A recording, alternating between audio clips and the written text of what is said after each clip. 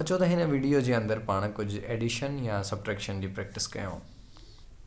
सो पाण वटि पहिरियों मिसाल आहे 2 माइनस 3। हिन में असां ईअं सम्झूं था त हिकिड़ो पॉज़िटिव नंबर ॿिए पॉज़िटिव नंबर मां कट थियल आहे, पर वॾो जेको नंबर आहे यानी 3 उहो ॿिनि मां कट थियल आहे जेको नंढो नंबर आहे।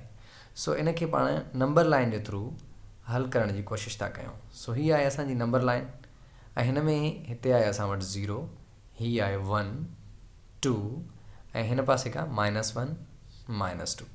सो असांजी शुरूआति असां कयूं था दर्जे जे शुरूआती अंग खां 2 खां जेको हिन जॻह ते आहे। सो असां 3 यूनिट्स लेफ्ट वेंदासीं या खॿे पासे वेंदासीं छाकाणि त हिते सब्ट्रैक्शन आहे। सो ही 1 यूनिट 2 ही 3। सो असां किथे पहुतासीं -1 ते। इन जो मतिलबु त इहो बराबरि हूंदो -1 जे।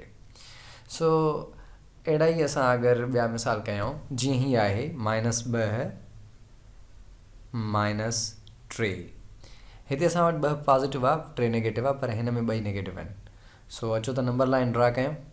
हीअ आहे पंहिंजी नंबर लाइन ऐं नंबर लाइन में हिन जॻह ते आहे पाण वटि 0, हीअ आहे +1, ही -1 -2 -3 -4 -5 ऐं -6। अॻिते बि वञी पियो सघिजे।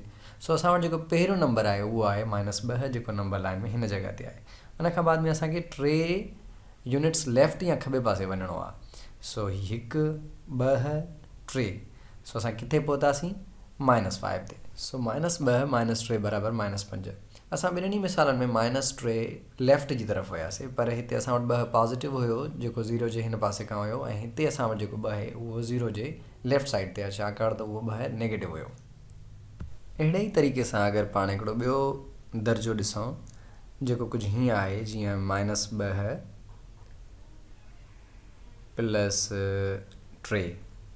सो इन खे पाण कीअं हल कंदासीं? अगेन पाण खे नंबर लाइन ड्रा करणी पवंदी। सो ही नंबर लाइन आहे ऐं हिन में हिन जॻह ते -2 -1 0 1 2। हाणे असां वटि पहिरियों जेको नंबर आहे उहो -2 आहे जेको पाण हितां शुरूआति कंदासीं। उन खां बाद में +3 आहे। इन जो मतिलबु असांखे सॼे पासे वञिणो पवंदो। सॼे पासे 3 यूनिट वेंदासीं 1 2 3। सो असां किथे पहुतासीं हिकिड़े पॉज़िटिव नंबर ते ऐं पॉज़िटिव नंबर कहिड़ो आहे उहो नंबर आहे 1। अहिड़े ई तरीक़े अगरि पाण हल कयूं हिन दर्जे खे जेको दर्जो आहे 2